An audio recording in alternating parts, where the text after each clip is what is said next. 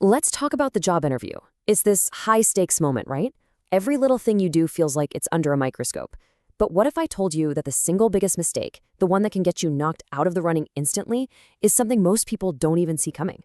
Seriously, what we're about to cover could completely change how you handle interviews from now on. Okay, so picture this. You've made it all the way to the end of the interview. You've answered their questions, you feel like you've really connected, and you're feeling pretty good about your chances. And then the interviewer leans back, smiles, and asks this one final, seemingly simple question. This, right here, is the moment of truth. And make no mistake, this isn't just them being polite, trying to wrap things up. According to our source material, how you answer this question is what often separates the people who get a job offer from the ones who just get a thanks for your time email. It's that important. So to really drive this home, let's do a little quiz. I want you to put on your hiring manager hat for a second. What do you think is the one thing they find absolutely unforgivable from a candidate? Think about it. We've all made little mistakes in interviews.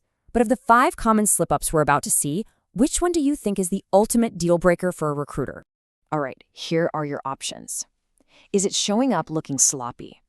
Is it focusing way too much on salary? How about not making eye contact, not asking any questions? Or the classic, being late for the interview? Which one is it? Go ahead, lock in your answer. And the answer is not asking questions. Yeah, I'm willing to bet that's not what most of you guessed. That's right, being late, obsessing over money, even showing up in a wrinkled shirt. None of those are considered as bad as having no questions to ask. Now you're probably thinking, where did you get that from? Well, this all comes from a survey of over 150 recruiters, job coaches, and hiring managers. And while the source itself admits it's not a super formal scientific study, the results were just overwhelming. The consensus was crystal clear. And this all points to one core principle, a really powerful one.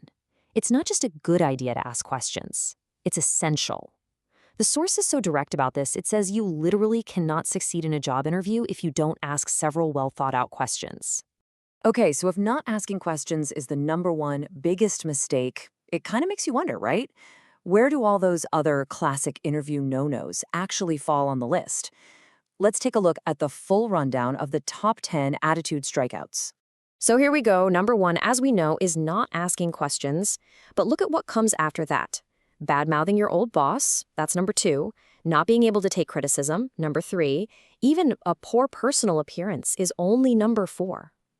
Think about that. All of those are seen as less of a red flag than just sitting there silently at the end. And it gets even more interesting.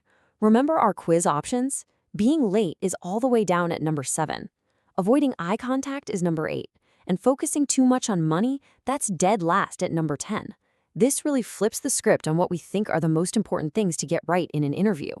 So why? Why is this so important? Well, it really boils down to your mindset. The passive candidate walks in thinking it's a test. They're just there to be grilled, to be judged, and they're desperately hoping they gave the right answers. But the active candidate, they see it completely differently. For them, it's a two-way conversation. They're there to learn as much as they're there to talk, and they use their questions to prove they're engaged, curious, and genuinely interested. So if you remember just one thing from all of this, let it be this. That moment for questions, it isn't just the end of the interview. It is the interview. It's your single best opportunity to show them how you think, what you care about, and that you're truly invested in this role. Which leaves us with a final thought. The next time you're in that interview chair, you'll know that your questions are your secret weapon. They're your most powerful tool. So the real question is, how are you going to use them to prove, without a shadow of a doubt, that you're the one they've been looking for all along?